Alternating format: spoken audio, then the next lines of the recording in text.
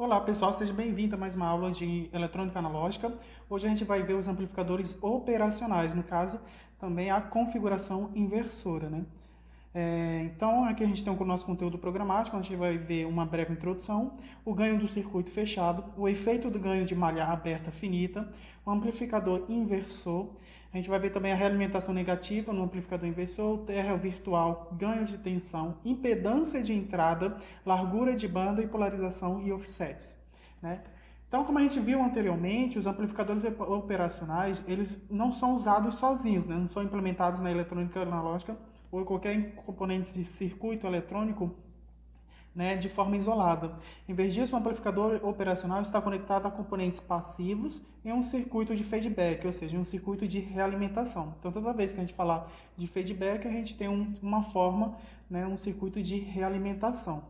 Existem duas configurações básicas de circuito que empregam amplificador operacionais e dois resistores, né? Então a gente tem geralmente a aplicação de amplificadores operacionais e dois resistores. A configuração inversora, que a gente vai estudar agora, e a configuração não inversora, que estudaremos na próxima sessão. Então essas duas configurações elas são mais utilizadas geralmente, né, com o emprego desses amplificadores operacionais. Então, aqui nós temos a figura, você pode observar que eu tenho um amplificador, que a gente viu até esse momento. Então, onde a gente tem entrada inversora, entrada não inversora, né? Consiste basicamente de um amplificador operacionais e dois resistores. Então, aqui a gente tem uma configuração de uma malha fechada, utilizando um amplificador operacional. Então, uma malha fechada porque a nossa saída ela é conectada na entrada, por isso que é malha fechada. Então a gente tem aqui um resistor R1, um resistor R2 e a gente tem a aplicação de um sinal, nesse caso aqui de uma tensão contínua, V1, né? Mais ou menos aqui nesse caso é aplicado na nossa entrada. O resistor R2, ele é conectado do terminal de saída do amplificador, como vocês podem observar. A saída ela é conectada no terminal da entrada, na porta inversora. Por isso, como o sinal está sendo aplicado nessa porta inversora e depois é conectado, né, nesse feedback aqui, né, o R2, essa configuração é chamada de malha fechada inversora. E ela é conectada de volta ao terminal inversor ou de entrada negativa no terminal 1, né, entrada inversora negativa. Falamos de R2 como aplicando feedback negativo, ou seja, o R2 ele é responsável por aplicar um feedback negativo, ou seja, a saída ela é conectada na entrada negativa do meu amplificador, né? Então, se vocês observar, ele é responsável por fazer uma realimentação nesse tipo de amplificador, né? Uma realimentação, nesse caso, negativa, né? Porque a saída está conectada, né, na entrada inversora. Se a R2 estivesse conectado entre os terminais 3 e 2, por exemplo, se ele estivesse conectado desse ponto aqui até a entrada 2, a gente teria um feedback positivo, ou seja, uma realimentação positiva. A gente ainda pode observar que esse resistor R2 aqui, ele fecha o loop em torno do amplificador. Então, vocês podem observar que a gente tem um sinal de entrada, esse sinal de entrada meio que é conectado, gera aqui no amplificador, né, gera no amplificador as suas funcionalidades de amplificações de sinais e a saída é retornada para a entrada. Então, se vocês analisarem e ver, né, esse tipo de conexão, ele fecha o nosso circuito, né, em torno do próprio amplificador. Além de adicionar R2, aterramos o terminal 2. Então, se você observar aqui, esse terminal 2 está aterrado, né, que é a porta não inversora.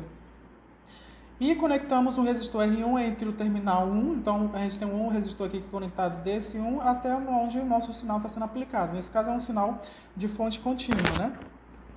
A saída de todo o circuito ela é tomada no terminal 3. Então, se vocês observar, todo o sinal aqui vem para cá, no nosso terminal 3. E ele é conectado aqui. Então, se vocês observar, a gente tem uma saída, que é um pino 3, e a diferença de potencial sempre está relacionada ao terra, né, desse meu circuito. Ou seja, o ponto 3 até um referencial terra.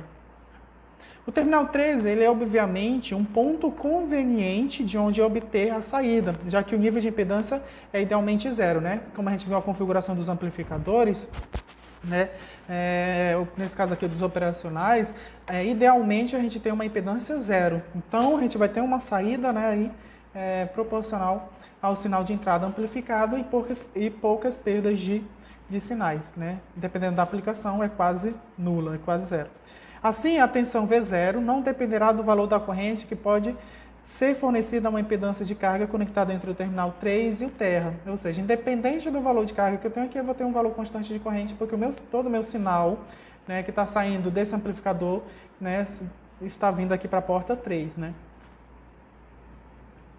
O ganho de circuito fechado. Então, queremos agora analisar o circuito aqui dessa figura, né, 2.5, para determinar o ganho de malha fechada.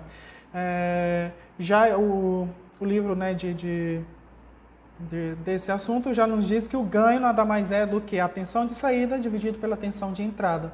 Então, esse é o nosso ganho, que estabelece aí quanto de amplificação, né, de um amplificador operacional a gente tem. Então, ele é estabelecido pela tensão de saída dividido pela tensão de entrada. É o nosso G. Faremos isso resumindo, né, assumindo no caso que um amplificador operacional ele é ideal. Então, essa configuração aqui a gente converte para uma S equivalente para a gente analisar, né, o que está acontecendo realmente aqui dentro desse amplificador. Então, primeiro passo a gente vai considerar como um amplificador operacional ideal. Né? Então, mostra então aqui pela figura 2.6 que o circuito equivalente e análise procede da seguinte forma. Então, o ganho A é muito grande, idealmente finito. Então, se você observar aqui no amplificador operacional, a gente tem um ganho muito alto, a gente geralmente considera como infinito, né? Então, o nosso ganho multiplica o quê? As diferenças de potenciais V2 menos V1, né? Então, V2 menos V1 multiplicado pelo meu ganho operacional, no caso, meu ganho aí, que é considerado infinito, ele multiplica e joga aqui na saída do meu amplificador operacional, né? Então, a gente tem a nossa saída.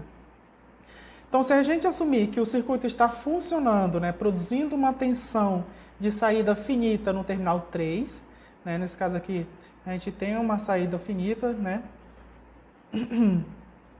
porque esse ganho aqui ele é grande, muito grande, mas de forma ideal aqui a gente vai ter, na verdade real, a gente vai ter um ganho finito de tensão, né, estabelecido pelo esse A.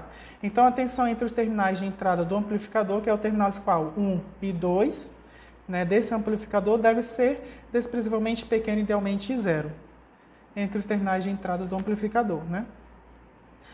Especificamente, se chamamos a tensão de saída de V0, então, por definição, a gente vai ter o quê? V2 menos V1 é o quê?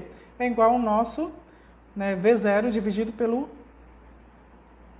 ganho aqui, no caso, de tensão, né, nosso ganho de amplificador.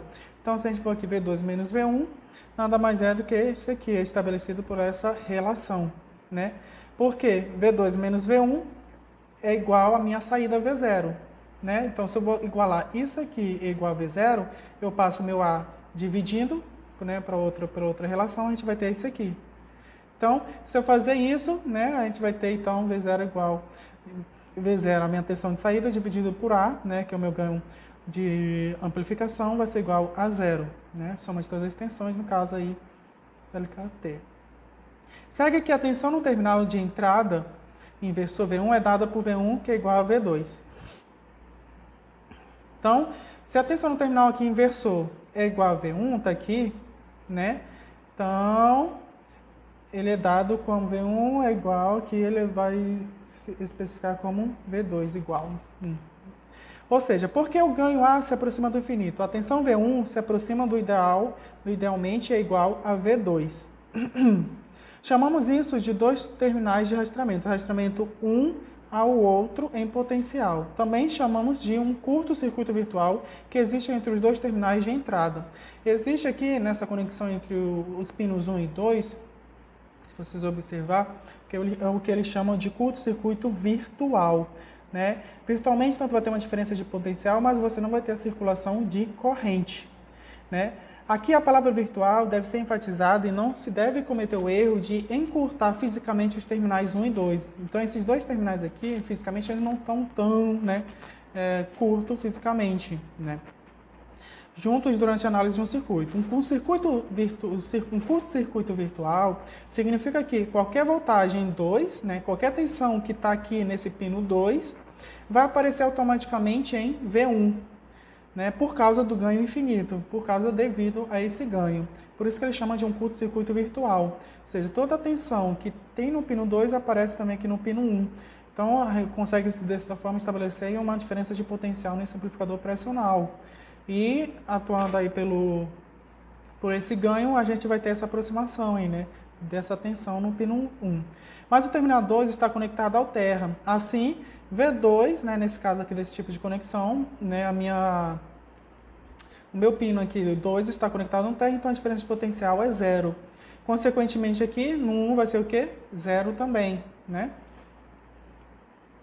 Falamos do terminal 1 como sendo um aterramento virtual, isto é, tendo tensão 0, mas não fisicamente conectado ao aterramento. Você pode observar, então, que fisicamente, né, ele não está aterrado, mas devido a esse curto-circuito virtual, a diferença de potencial que aparece no 2 vai aparecer aqui nesse pino 1 também, né?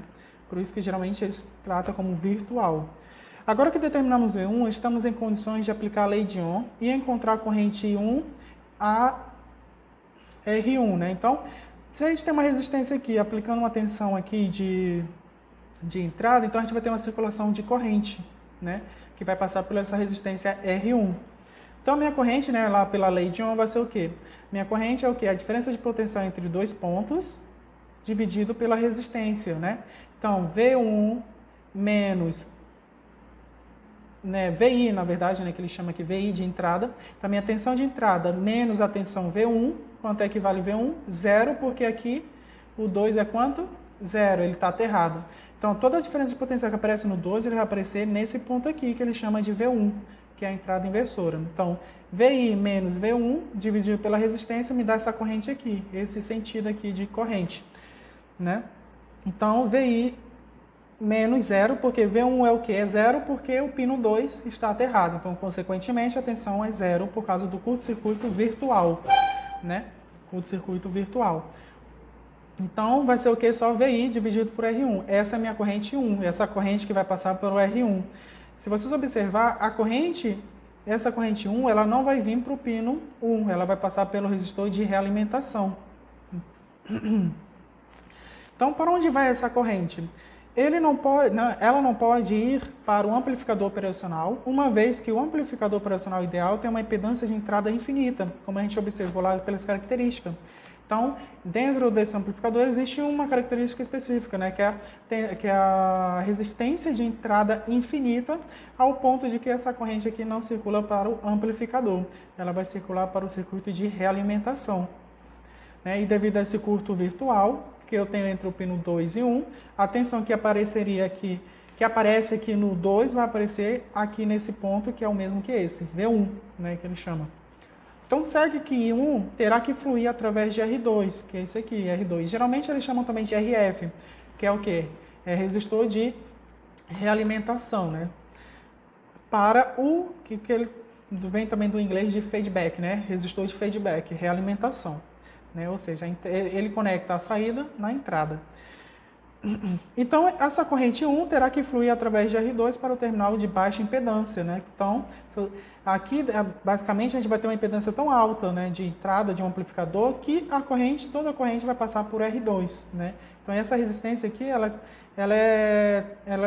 se torna tão pequena comparada à impedância de entrada que é alta de um amplificador operacional. Podemos, então, aplicar a lei de Ohm a R2, né? Qual vai ser, então, o meu I2 aqui? Né? Pela lei de Ohm tem que ser igual a I1. Mas se a gente observar, então, aqui a gente vai ter o quê? V1 menos V0, né? Que é a minha diferença de potencial lá da saída. Então, se vocês observar, está aqui. V1 menos V0, né? E a gente vai encontrar qual é essa corrente que vai passar aqui no R2, dividido por R2, né? Então, diferença de potencial desse ponto menos esse ponto dividido por uma resistência, a gente vai ter a corrente.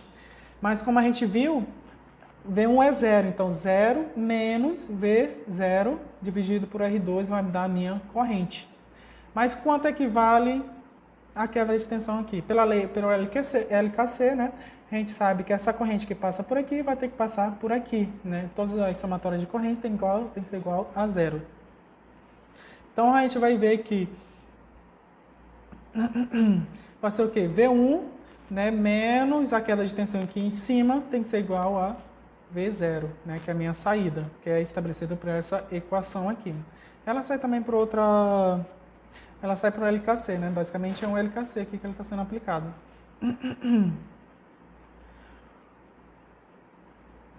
Igual a I1. Então, se eu aplicar o LKC nesse ponto aqui, análise de LKC, eu encontro, né, qual é a minha tensão aqui de saída também.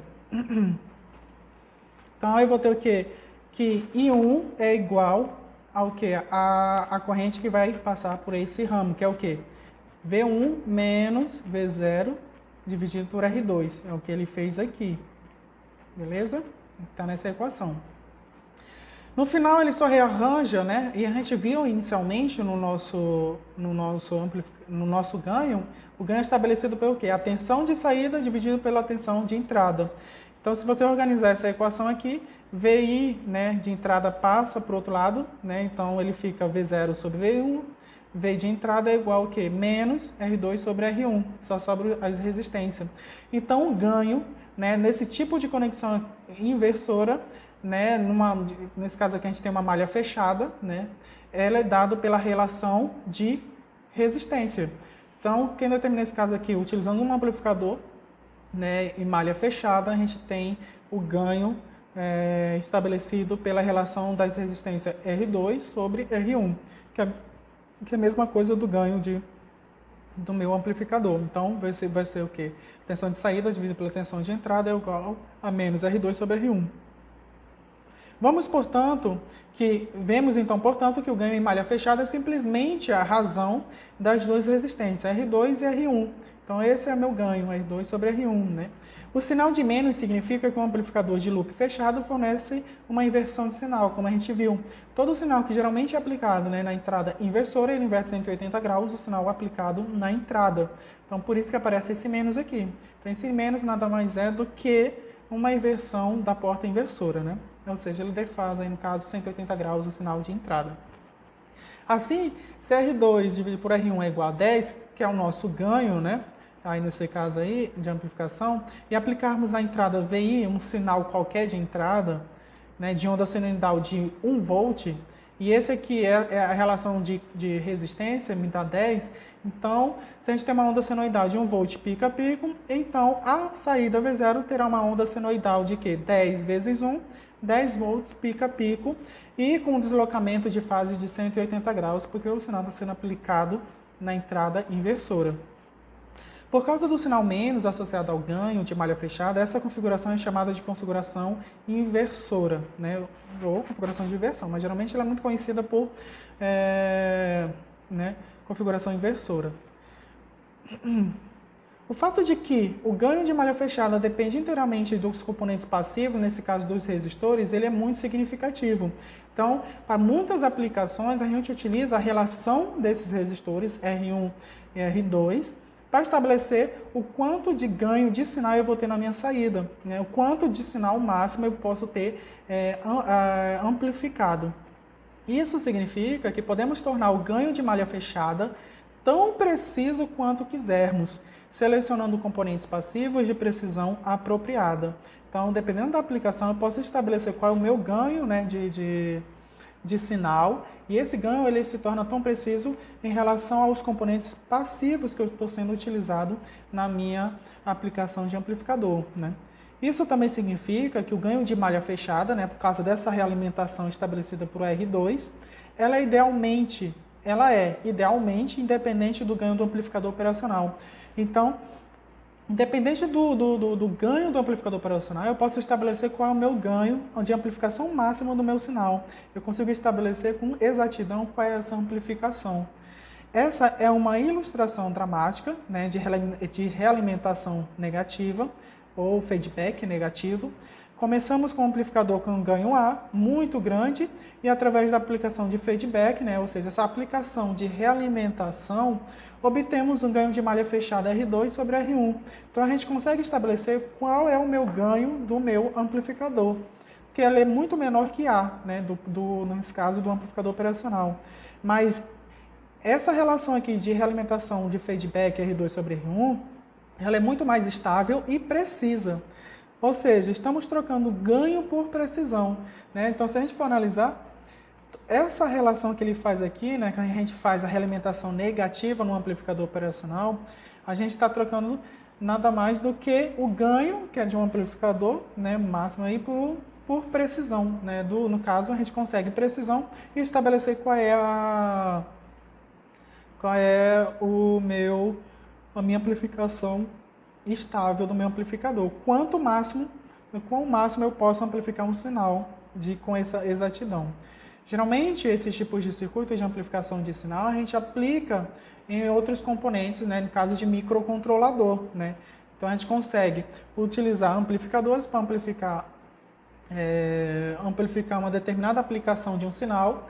A gente estabelece uma relação máxima de amplificação e juntamente com um microcontrolador a gente consegue estabelecer uma relação de ganho e analisar esses sinais muito pequenos, né? A gente amplifica e analisa esses sinais em grandes escalas. O efeito de malha aberta, né? Nesse caso aí, finita. Os pontos que acabamos de fazer, eles são ilustrados mais claramente devido a uma expressão para o ganho de malha fechada sobre a suposição de que o ganho A de malha aberta do amplificador é finito, né? Ou seja, a análise que a gente fez aqui acaba sendo facilitada porque a gente considera como ganho, né, todo esse ganho como finito, né? Tem uma certa escala de amplificação. Então a gente vai fazer aqui, a gente tem nessa figura 2.7, a gente vai mostrar aqui uma análise de malha aberta, no caso, finita. O que a gente fez anteriormente foi o de malha fechada. Então, se a gente denotar a tensão de saída V0, está aqui, então a tensão entre os dois terminais de entrada do amplificador operacional será o quê? V0 sobre A, né? Essa é a tensão de entrada do meu amplificador operacional, né? Então, por quê? Todo sinal que aplica aqui na entrada vai para a saída e a saída faz uma realimentação na minha entrada. Uma vez que o terminal de entrada positivo ele é aterrado, como você pode observar, a tensão no terminal de entrada negativo deve ser menos V0, né? Ou seja, a minha tensão de saída dividido pela amplificação, né? A corrente I1, que passa aqui para o R1, ela pode ser encontrada da seguinte forma. Então, se eu tenho todo o sinal que é aplicado aqui retornado, então vai ser o quê? Minha tensão de entrada menos V0 sobre A, que é minha tensão de saída, dividido pela amplificação, dividido por R1. Isso aqui é uma corrente, né? Ou seja, eu tenho uma diferença de dois potenciais. V de entrada, que é desse ponto, menos esse ponto. Qual é a tensão desse ponto? Né? A tensão de saída dividido por A. Então, VI menos V0 sobre A, dividido por R1, me dá uma corrente 1, que é igual ao que? A tensão de entrada mais V0 dividido por A sobre R1. Essa aqui, então, é uma relação para essa corrente, fazendo uma análise aqui no caso de malha aberta. A impedância de entrada infinita do amplificador operacional força a corrente 1 a fluir inteiramente através de R2, né? Então, toda a corrente que vem dessa relação de diferença de potencial passa por R2. A tensão de saída V0 pode, portanto, ser determinada a partir de... Então, a gente pode determinar, nesse caso aí, da mesma forma como a gente fez análise fechada, né? Toda a corrente que entra aqui é a mesma corrente que sai, né? Pela LKC. Então, eu vou ter aqui estabelecido, então, minha tensão de saída é o quê? A tensão de saída dividido por A menos I1 R2 sobre R2. I1 vezes R2. Então, toda a corrente que entra é igual à corrente que sai. Aí ele estabelece essa relação aqui.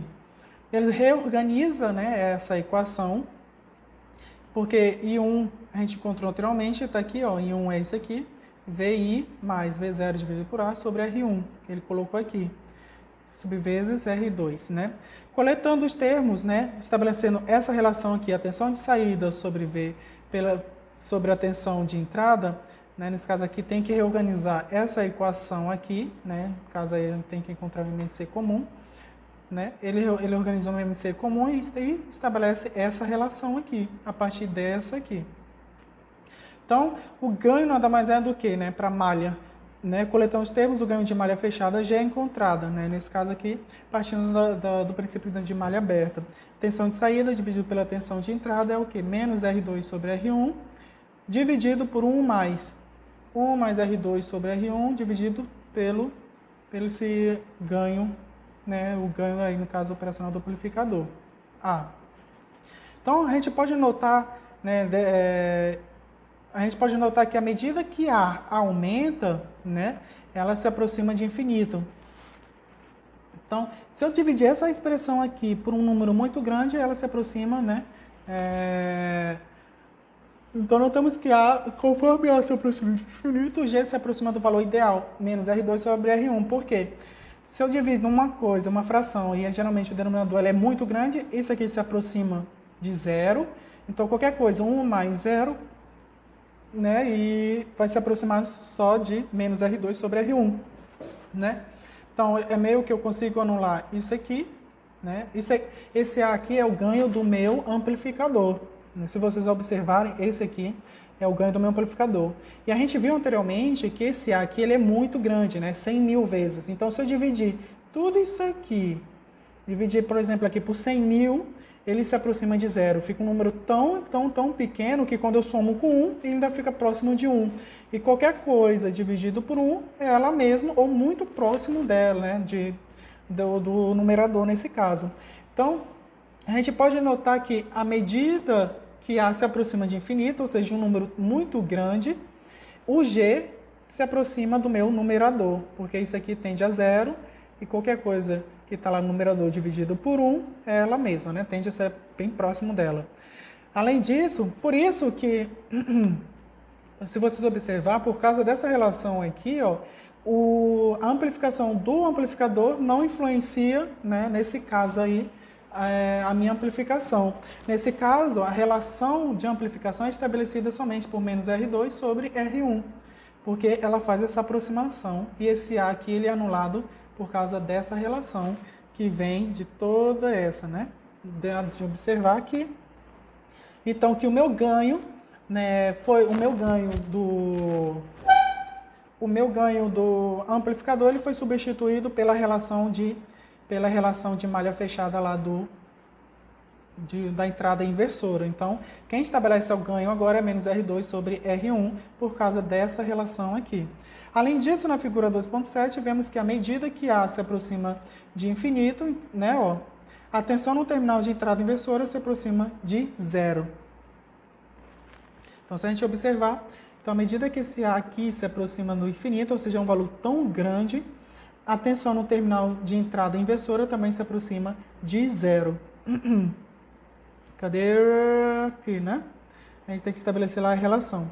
Então, a entrada inversora. Então, se eu divido aqui V0 dividido por um número muito grande, ele tende a se aproximar de zero. Então, o que acaba tendo somente o meu sinal de entrada. Esta é uma suposição de terreno virtual que usamos em nossa análise anterior, né? Quando o amplificador operacional foi considerado ideal. Geralmente por causa disso aqui. Então, à medida que esse A é muito grande, essa tensão aqui no terminal de entrada inversor tende a zero. É por causa dessa relação.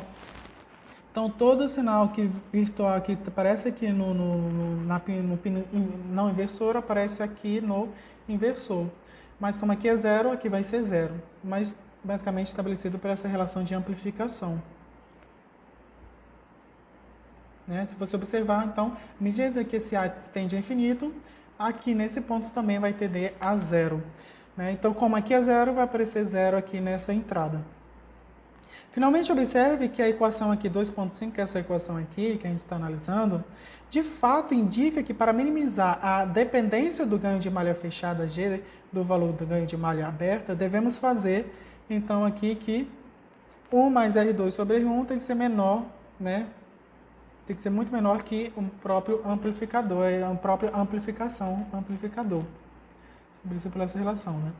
Nesse caso, o ganho de malha fechada Z no valor de malha aberta, devemos fazer essa relação. O amplificador inversor, que é o que a gente está analisando até agora, né? O amplificador inversor ele é um circuito com amplificadores mais básico, né? Um dos amplificadores mais básicos. Ele usa a realimentação negativa para estabilizar o ganho de tensão total, como a gente viu até agora. O motivo da necessidade de estabilizar o ganho de tensão total é porque o ganho, né, de malha, o ganho de malha fechada, né, ele é demasiadamente grande, não, o ganho de malha aberta é demasiadamente grande e instável para ser usado sem uma forma de realimentação, né? Então esse símbolo aqui é usado para o ganho de malha aberta, né? Low Open Source, que é a tensão, voltagem lá. Esse vem do inglês, né? Por exemplo, o 741 tem uma amplificação de malha aberta mínima de 20.000 vezes e um máximo de 200.000. Esse é o ganho de amplificação em malha aberta. Imagine aí, qualquer sinal que você aplicar, ele tem um ganho até de 200.000 vezes.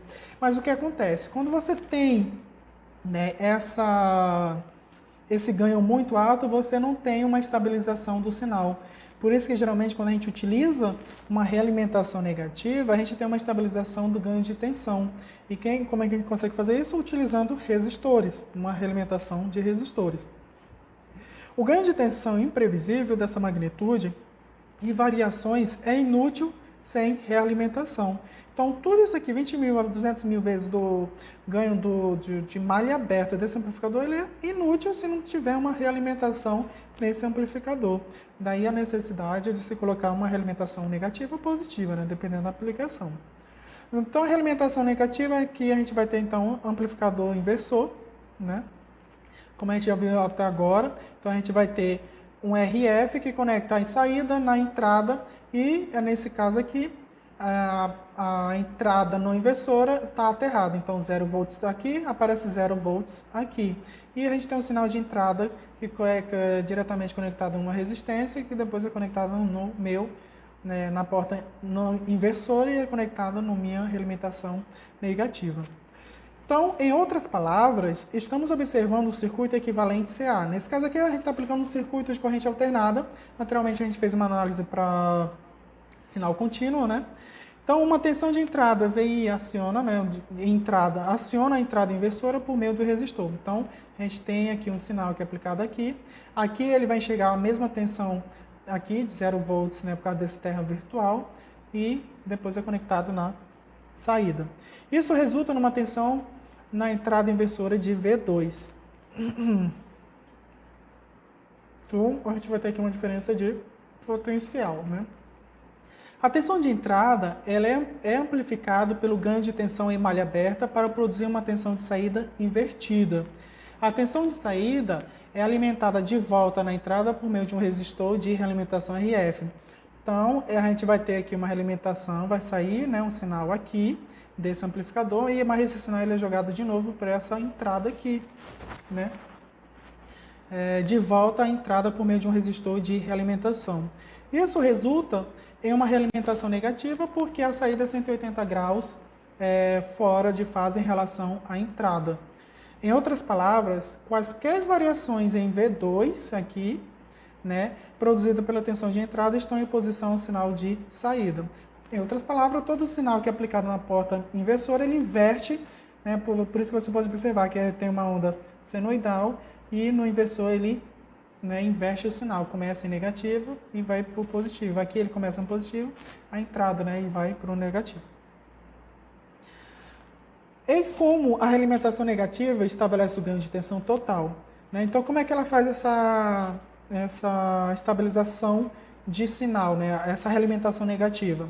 Se o ganho de tensão em malha aberta, tá aqui, aumenta por qualquer razão, né? A tensão de saída aumenta e realimenta mais tensão na entrada inversora.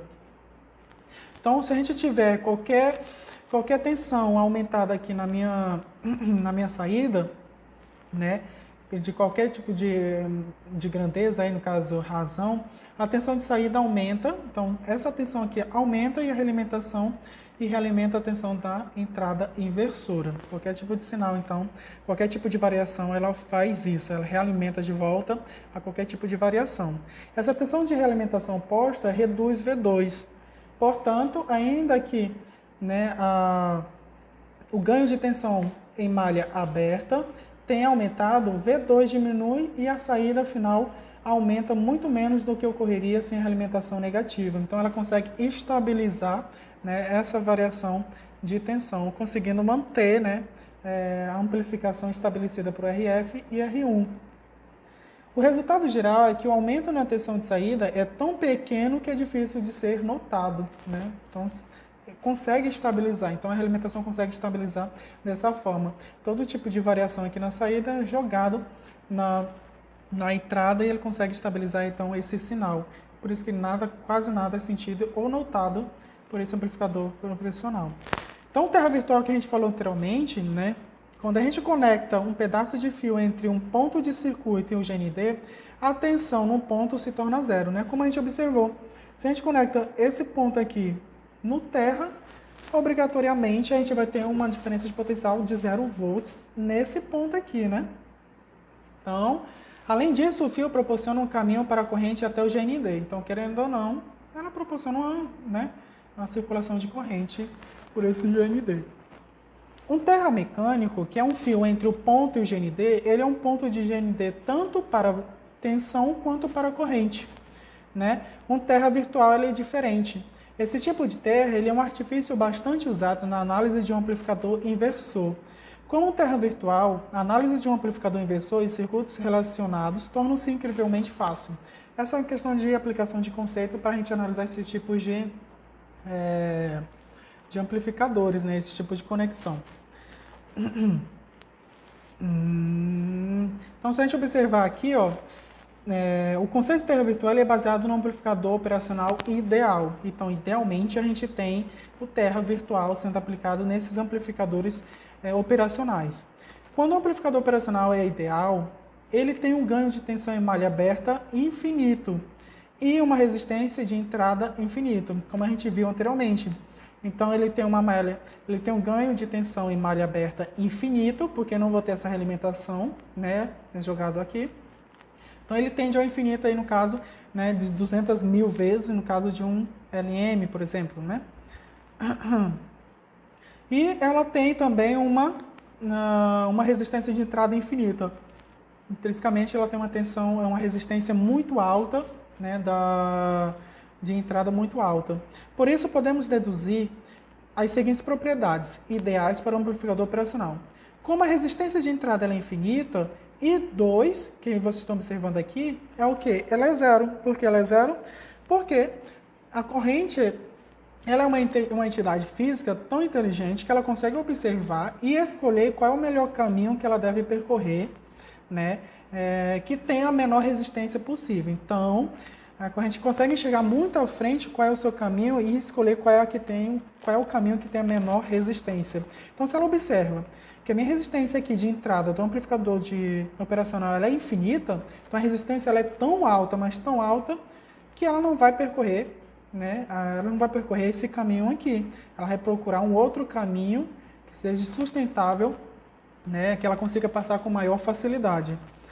E a outra propriedade que a gente pode adquirir, né, dessas propriedades ideais de um amplificador ideal é que o ganho de malha aberta ela é infinita. Então, V2 é igual a zero. E isso vem lá daquela relação, daquelas equações, porque ela é igual a zero, né? Então, V2 é igual a zero. Vem basicamente da relação lá de amplificação do amplificador, né? Então, quando ela faz a diferença lá de tensão e ela é dividida pela amplificação desse amplificador ela é muito alta, ela tende a zero. Então, o ganho de malha aberta ela é infinita, então V2 aqui é igual a zero. Como I2, que você observa aqui, é igual a zero, a corrente através de RF, né, ou seja, tem que ser igual à corrente de entrada. Então, toda corrente que vem para cá, a corrente vai enxergar que aqui a resistência é muito, muito alta, ela vai percorrer, então, outro caminho. Então, o RF acaba sendo tão pequeno, né, quase irrisória essa resistência, que toda a corrente vai passar por RF. Além disso, como o V2 é zero, o terra virtual da figura 16 aqui, né, que você pode observar da figura aqui, informa que a entrada inversora atua como um terra para a tensão, mas um circuito aberto para a corrente, né, que vocês podem observar. Então, essa entrada inversora, ela funciona como, aqui, esse ponto aqui, como um terra virtual, né? Um terra que conecta meio que esses dois pontos aqui, né?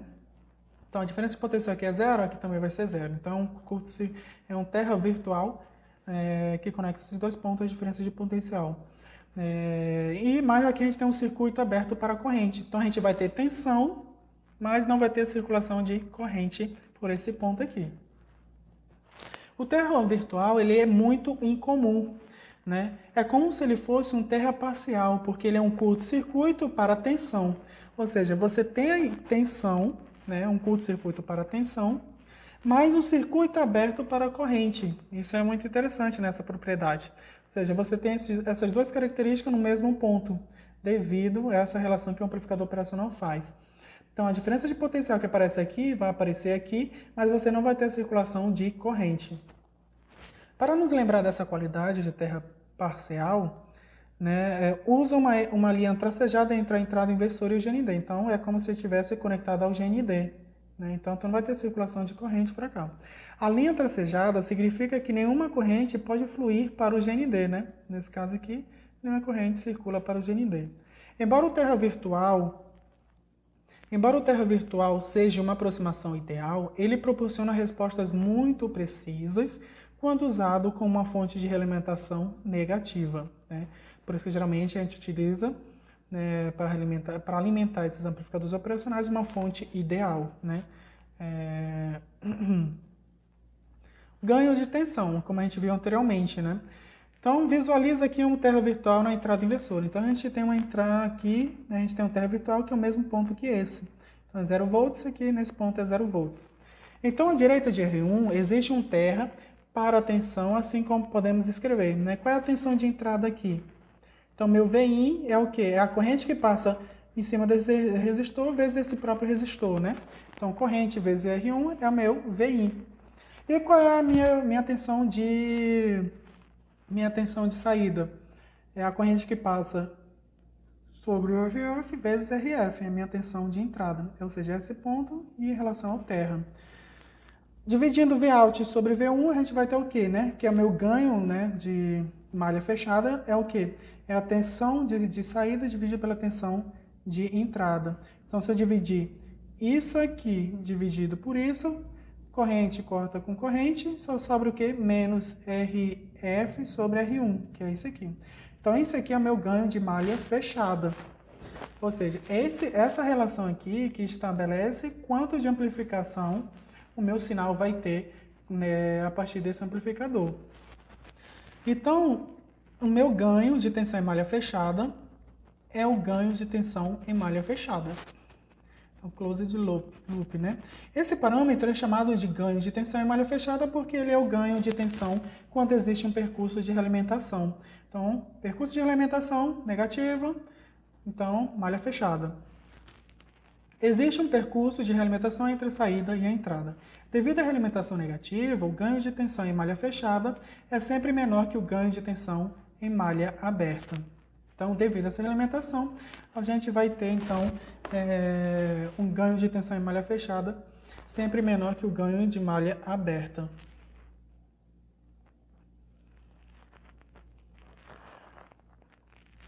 Então, essa equação aqui, ela acaba sendo muito simples esse tipo de conexão. Então, olhou essa conexão, você já tem que ter em mente aqui o meu ganho aqui desse amplificador é o quê? RF sobre R1, menos RF sobre R1, né? Que é negativo porque ele está na entrada inversora. O ganho de tensão em malha fechada é igual à razão entre as resistências de realimentação e a resistência de entrada, como a gente observa por essa equação. Por exemplo, se R1 for 1 kg e RF for 50 kΩ, o ganho de tensão em malha fechada é 50, porque 50 kg dividido por 1 kg é 50. Então, todo o sinal que entrar aqui nesse resistor, na porta inversora, vai ser multiplicado 50 vezes o sinal de entrada. Devido à realimentação negativa intensa, esse ganho de tensão em malha fechada ela é muito estável, né? Devido à realimentação negativa intensa, esse ganho de tensão em malha fechada ela é muito estável, né? Ou seja, ela é muito boa, proporciona então uma estabilidade de sinal. Se o ganho de tensão em malha aberta variar em função da temperatura e de variações na tensão de alimentação ou na substituição do amplificador operacional, a tensão em malha fechada ainda será próxima de 50. Ou seja, independente de qualquer tipo de outro fator que o meu amplificador pode estar sendo influenciado, aí nesse caso pode ser temperatura, variação de alimentação, né? No caso porque ele precisa ser alimentado por uma fonte simétrica, esse meu amplificador, ainda assim a minha saída vai ser muito próximo, né, da amplificação estabelecida por esses resistores, RF e R1. Vai ficar muito próximo dos 50. Então a realimentação negativa ela consegue fazer essa estabilização de sinal. O sinal negativo na equação do ganho de tensão indica então um deslocamento de 180 graus. Qual vai ser a minha impedância de entrada agora nesse tipo de configuração? Vai ser o próprio R1. Então, meu Zin aí em malha fechada, então a impedância de entrada em malha fechada é o próprio R1, é essa resistência aqui. Essa é uma das vantagens de um amplificador inversor. É fácil estabelecer uma impedância de entrada desejada. Então, se você deseja né, qualquer uma impedância de entrada, esse tipo de configuração consegue estabelecer qual vai ser essa impedância de entrada. Essa impedância visualizada a partir do terminal esquerdo de R1, como mostra a figura. Então, se a gente observar aqui, a impedância de entrada é o próprio R1. Por exemplo, se a impedância de entrada de 2 kΩ e um ganho de tensão em malha fechada de 50 forem desejados, o projetista pode usar R1 igual a 2 e RF igual a 100 kΩ. Né?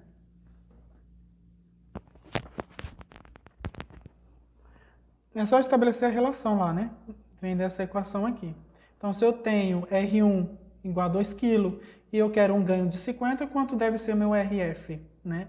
Tá aqui.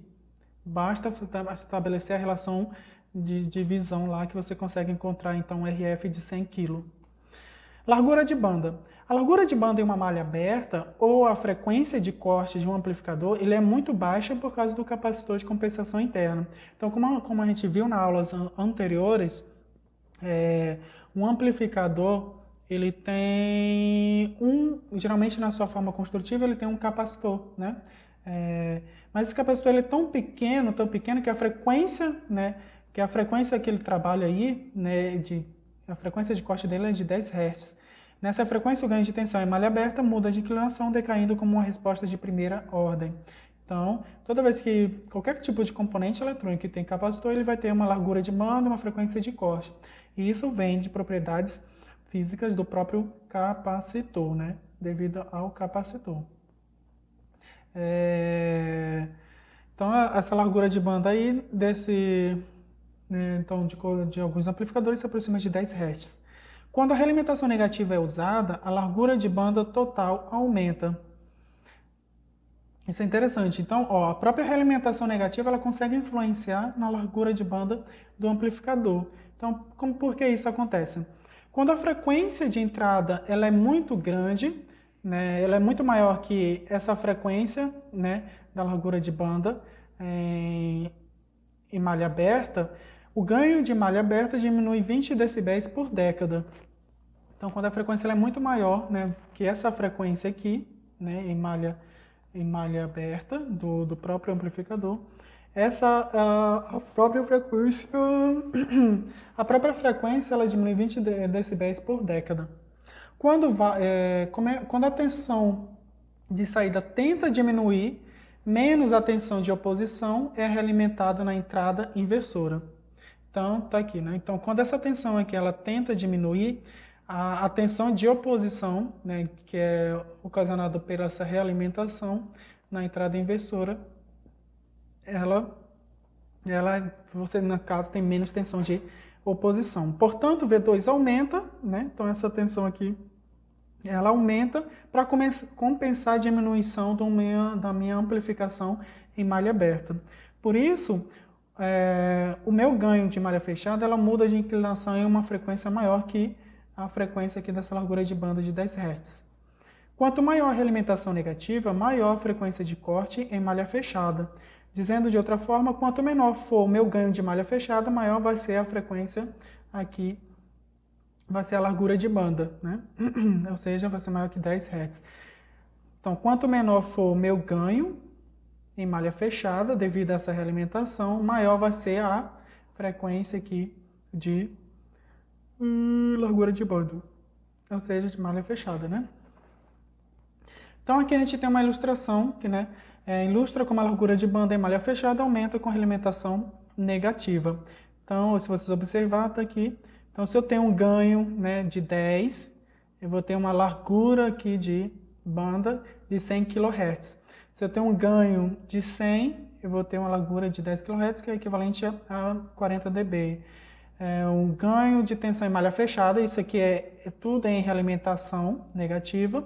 Então, à medida que a realimentação negativa ela aumenta, a minha frequência de largura de banda diminui, né, que você pode observar então aqui pelo esse gráfico. Então, essa figura aqui ilustra como a largura de banda em malha fechada aumenta com a realimentação negativa. Conforme podemos ver, quanto mais intensa a realimentação negativa, né, quanto mais intensa, menor é meu ganho, né? Meu ganho de malha fechada. Maior vai ser a largura de banda em malha fechada para tentar compensar, né, como a gente viu anteriormente, essa variação de tensão, né? Então, se vocês observar, quanto menor for o meu ganho em malha fechada, maior vai ser a largura de banda, né? Então, quanto menor, ó, aqui nesse caso a gente tem 10, então a largura de banda é grande. Aqui a gente já diminui um pouquinho, a largura de banda ela diminui um pouquinho. Então, ela tende a ser proporcional para compensar lá as variações de tensão, né, de realimentação. Então, a seguir a equação para a largura de banda em malha fechada. Então, esse aqui é bastante utilizado. Então, a frequência unitária, que vai ser 1 MHz, geralmente, dividido pelo ganho de malha fechada, mais 1, estabelece aqui qual é a largura de banda em malha fechada desses amplificadores. Na maioria das aplicações, o ganho de tensão em malha fechada é maior que 10 e a equação se simplifica para isso aqui. Basicamente, só some o 1, né? Então, eu vou ter o meu F unitário dividido pelo meu ganho de tensão em malha fechada. Por exemplo, quando o meu ganho for 10, está aqui, 10, né? Eu vou ter então aqui, mas a minha frequência unitária máxima aqui vai ser 1 MHz. Então, 1 MHz dividido por 10, eu vou ter então essa largura de banda igual a 100. Está aqui, ó, 100 kHz, como o gráfico mostra. Se eu tiver então um ganho de 100, né? Então, 1 MHz dividido por 100 vai ter que dar 10 kg. Está aqui. Então, a própria relação estabelece qual vai ser a largura de banda desse meu amplificador. Então, essa mesma equação aqui, essa aqui, né? Ela pode ser rearranjada. Então, eu vou ter que meu F unitário vai ser o quê? Meu ganho de tensão em malha fechada vezes a largura de banda. Vai me dar a minha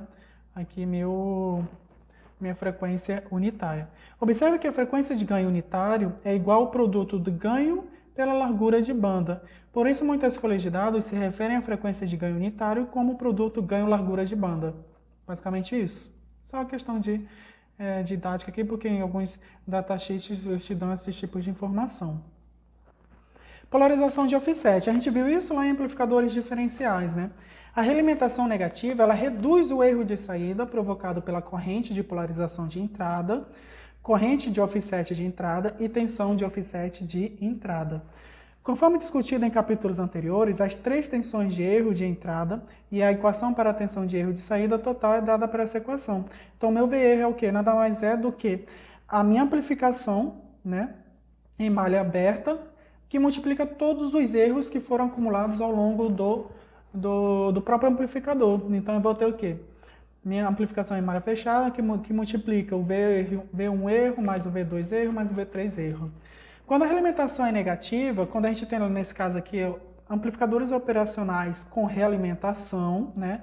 A entrada é conectada, a saída é conectada na entrada, essa equação pode ser reescrita dessa forma aqui.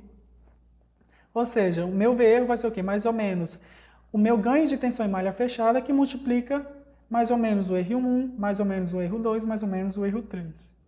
Onde o V erro é a tensão de erro de saída total, né? Então, isso aqui minha saída de erro total, ou seja, a minha amplificação também de malha fechada influencia. Na produção em massa, os erros de entrada podem se somar ao ponto de ter o pior caso possível. Os erros de entrada já foram abordados e estão repetidos aqui, né? Então a gente viu lá que o V1 erro é a resistência de base 1 menos a resistência de barra 2 vezes a corrente de, né? Vezes a corrente lá de polarização. V2 erro é o quê? É o RB1 mais RB2 vezes a corrente de entrada de offset, dividido por 2. E o erro 3 é a própria tensão de entrada de offset. Né? Isso aqui o próprio datasheet geralmente fornece. Quando o ganho de tensão em malha fechada ela é pequena, né, o erro de saída total dado pela equação, né, por essa equação aqui, pode ser pequeno o suficiente para ser ignorado. Geralmente é ignorado. Mas dependendo da aplicação, quanto de exatidão você precisa, você tem que estabelecer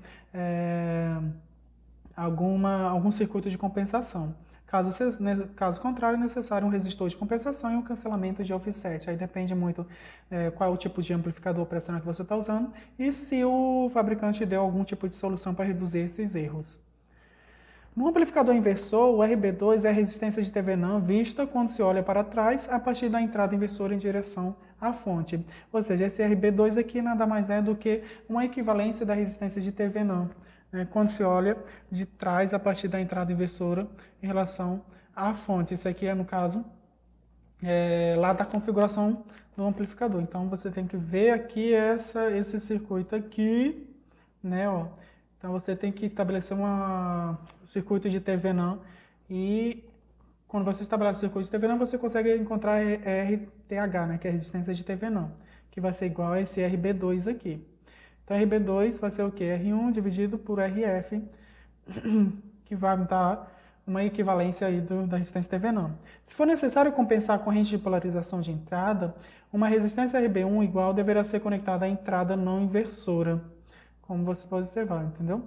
Então, se eu faço isso, eu consigo compensar a corrente de polarização, adicionando uma outra resistência RB1. Essa resistência não tem efeito na aproximação do terra virtual, porque nenhuma corrente do sinal CA passa por ele.